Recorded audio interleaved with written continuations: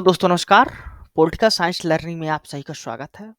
हम लोग UGC net political science के सिलेबस के अनुसार पॉलिटिकल प्रोसेस इन इंडिया के यूनिट को कवर कर रहे हैं और आज की इस वीडियो में हम लोग वोट बैंक, ईवीएम, वीवीपैट और नोटा इन सभी से संबंधित उन सभी फैक्चुअल्स इंफॉर्मेशंस को कवर करेंगे जो आपके यूजीसी नेट एग्जाम्स में अक्सर पूछे जाते हैं और ये इंपॉर्टेंट भी हैं।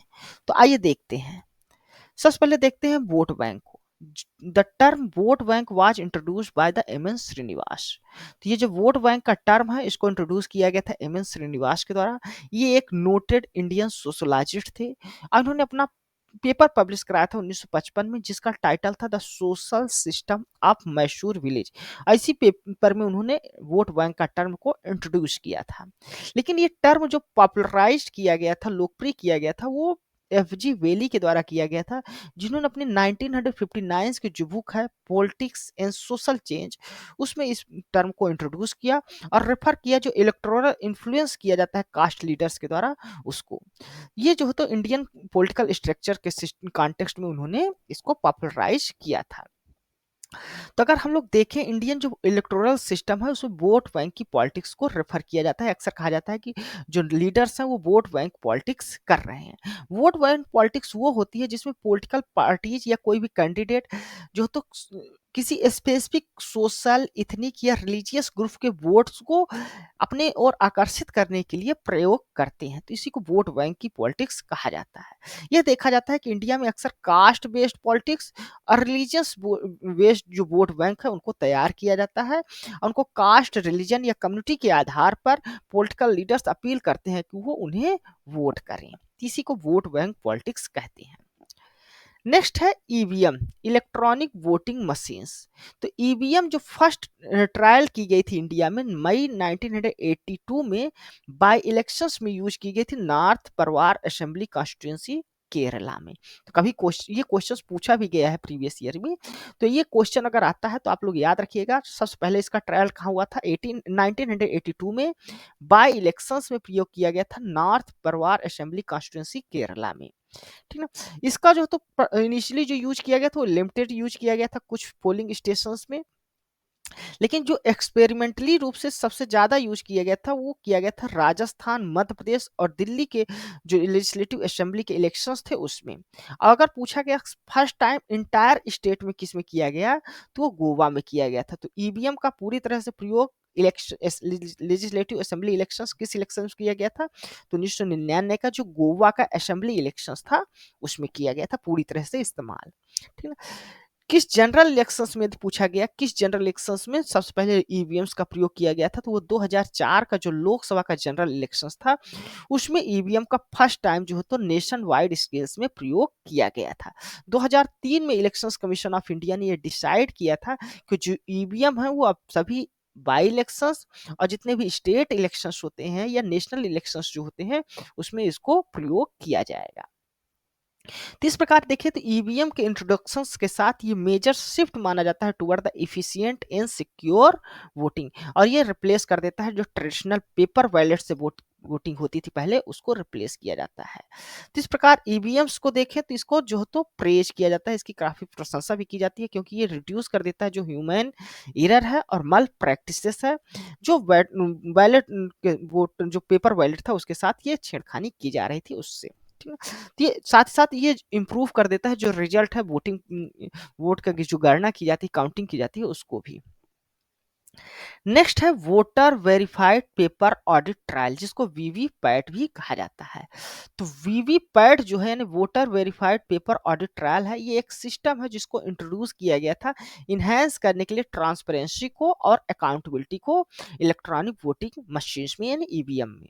तो वीवीपैट एक मशीन है जो अटैच होती है बैलेट यूनिट ऑफ ईवीएम से यानी इलेक्ट्रॉनिक वोटिंग मशीन से अटैच होती है और ये विजुअल वेरिफिकेशंस देती है। जब कोई भी वोटर वोट करता है तो उसका उसमें शो करता है कि उसने किस पार्टी को वोट दिया है। ये स्लिप कुछ सेकंड के लिए वहां पर दिखाई देती है और इसको जो है तो कोई भी व्यक्ति या वोटर जो है वो अपने घर नहीं ले जा सकता क्योंकि इसकी जो है तो गणना की जाती है बाद में जब ईवीएम्स के द्वारा वोट की जो गणना होती है उनमें से ट्रायल कुछ जो सेलेक्टेड रैंडमली जो है तो सेलेक्टेड जो ईवीएम्स है यानी स्लिप है उनकी काउंटिंग की जाती है, उनको देखा जाता है। फर्स्ट यूज जो है वीवीपैट का वो इंट्रोड्यूस किया गया था सितंबर 2013 में ड्यूरिंग द नोस नोक्सेन असेंबली कॉन्स्टिट्यूंसी जो नागालैंड में हुआ था। तो ये भी प्रीवियस ईयर में यूजीसी नेट के एग्जाम्स में क्वेश्चंस पूछा गया था, तो इसको भी याद रखिएगा। वीवीपैट का फर्स्ट इस्तेमाल 2013 में किया गया था नोक्सेन असेंबली कॉन्स्टिट्यूंसी जो नागालैंड में है वहां पर यूज करते समय। अगर इसके वाइडर इम्प्लीकेशंस की बात की जाए तो 2013 के मिजोरम लेजिस्लेटिव असेंबली में इसका अधिक मात्रा में यूज किया गया था। 10 जो कॉन्स्टिट्यूंसी असेंबली सीट थी 40 में से, उसमें इसको लार्ज स्केल में यूज किया गया था। और इंटायर स्टेट की बात की जाए तो वीवीपैट का इंटायर स्टेट में किस स्टेट में किया गया था, तो वो गोवा के असेंबली इलेक्शंस में किया गया था 2017 में। तो फर्स्ट ईवीएम का भी सबसे पहले अगर स्टेट वाइड देखा इम्प्लीमेंटेशन की बात की जाए तो गोवा में हुआ था 1999 के इलेक्शंस में, और 2017 के इलेक्शंस में वीवीपैट का इस्तेमाल स्टेट वाइड गोवा में ही किया जाता है। 2019 के लोकसभा इलेक्शंस में वीवीपैट का इस्तेमाल पूरे कॉन्स्टिट्यूंसी में किया जाता है, यानी ऑल इंडिया लेवल पे इसका प्रयोग किया जाता है सबसे पहले लोकसभा के इलेक्शंस में 2019 में, ठीक है।